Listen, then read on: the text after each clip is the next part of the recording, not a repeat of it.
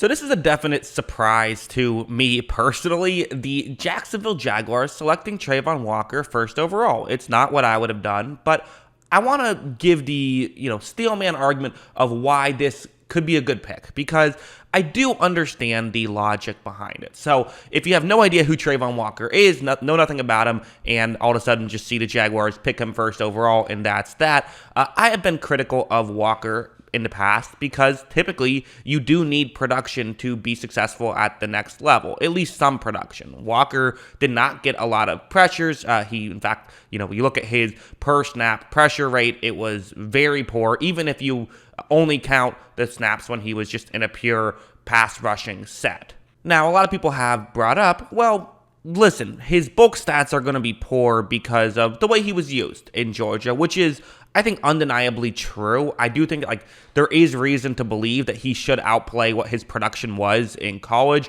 due to the way that he was used in college. He very much was a guy who played everywhere on the defensive line and was kind of just, had so much good talent on that defensive line. He was the guy who would just be a plug and play anywhere you want to put him type of guy. And there's a ton of value just in that alone, being someone who can be versatile. That really helps you, as it can help you, save roster spots even. That's a really important and impactful thing to have as a quality, and he was a very good run stopper. If you use Pro Football Focus's run defense rating, he was, he had a solid grade. He was 105th in the nation as a whole, so that itself isn't incredible, but that's probably his strength. His pass rush was not good. His pass rush was It was okay as a college player. That's just the reality of the production that he had at college. So in this draft pick, what you're doing is simple. You are expecting that you're going to get someone who is better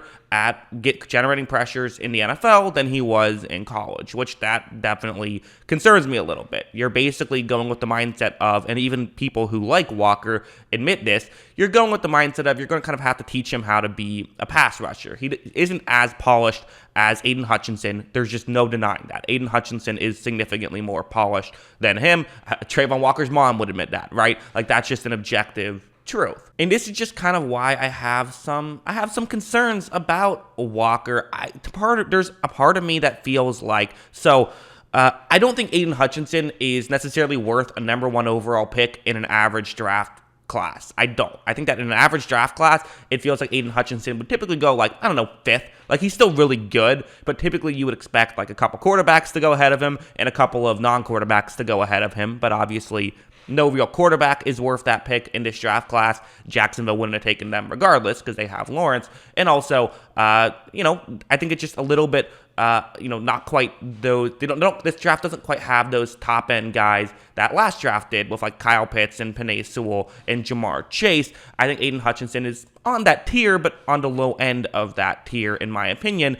And it feels to me like what Jacksonville is doing a little bit is they're saying, we want to get a superstar with our number 1 overall pick, and who has the best chance of being a superstar? It's Travon Walker, because he has this incredible physique, which is true. But again, I feel like that's bad logic if that is the case. You should just pick the best player available, the best prospect available, not who has the highest ceiling, because you want to make the first overall pick worth it.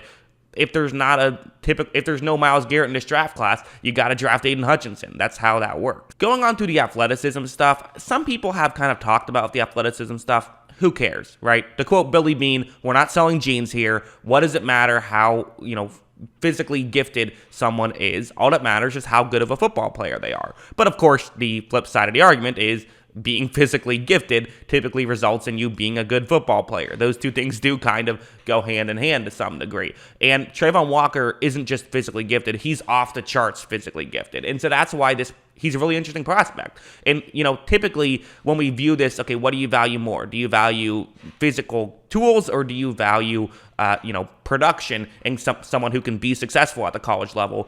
for me in edge rushers, I value production clearly, but I don't think we've ever seen a situation like this where it's so dramatic in both sides, where we have someone who just like straight up wasn't a great college player. I'm sorry, he wasn't, but has all these great physical tools, and there's reason to believe that part of why he wasn't a great college player was simply because of the way he was used, and he was kind of asked to be someone who, if he was just put in position for him to show off his skill set, he might be better.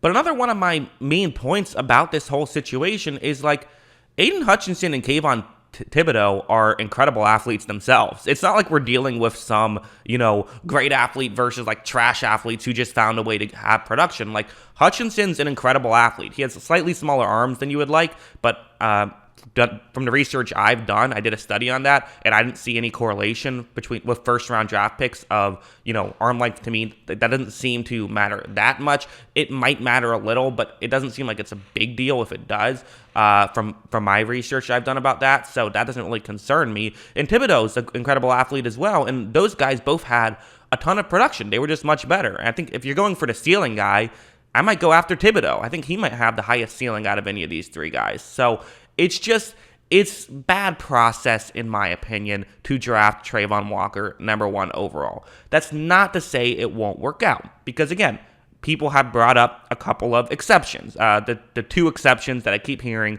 are Danielle Hunter and Rashawn Gary. Those are guys who didn't have a ton of production in college, but went on to be successful at the NFL level.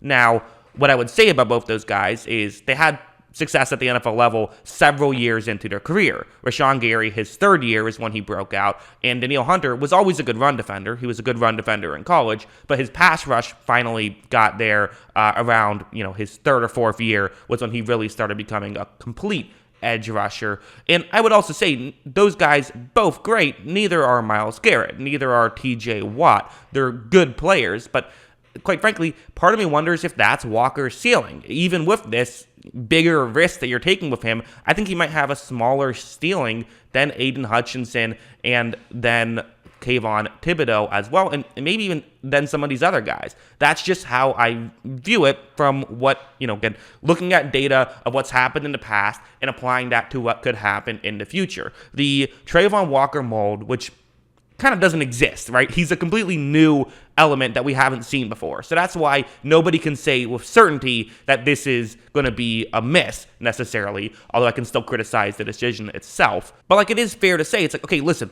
people that have his production in college level, like 99% of the time don't work out. Like, that's just the reality of the situation. But those guys don't typically have the physical tools that he has. And people that have the physical tools that he has typically do work out at the NFL level. That also is fair to say, although they just, they don't have the lack of production that he has. So he's just such an outlier in both ways. And when there are good edge rushers available that are, really quality and will give you an immediate impact, which I know you might say it's Jacksonville. They're not trying to be competitive right now, but eventually you're going to want to be competitive. And let's just say Walker does have the, Rashawn Gary trajectory where he sucks for 2 years, but then plays well his third year. Well, that basically only gives you one cheap year of production out of an edge rusher position, because those first 2 years, he wasn't good. So, he was actually probably a negative contract, even with a small rookie contract. The third year, yes, he now outperforms his contract, but you couldn't prepare for that because you don't know if he's going to be good his third year or not heading into that third year. Same thing of how they're drafting an edge rusher now, even though Kayvon Chason, he's been bad for 2 years. Maybe he'll get good his third year, but you can't bank on that. So finally, you would get a really valuable year in that fourth year of cheap production with elite edge rusher play if that happens. And then the fifth year, a fifth-year option for an edge rusher isn't that cheap, and then he's someone else's guy, or you have to pay him big money. So you're kind of almost developing him for someone else. There's a good chance if this goes the way that the trend typically goes. Again, we're all just taking guesses here, but they're educated guesses. It's just not the pick I would have made. So I get the logic behind it in like like I said, there's plenty to like about Travon Walker. I don't hate Travon Walker as a prospect. I hate Travon Walker as a first overall prospect. You look at a lot of the busts that happen with, edge rushers in particular, that position. A lot of guys that were selected in the top half of the draft that ended up not working out. Almost all of them didn't work out because they were toolsy guys who didn't have the production. That's just the reality of the situation. So that's my thoughts on it. But hey, what do you guys think? Let me know in the comments below. Always love hearing from you. And of course, as always, thanks for watching.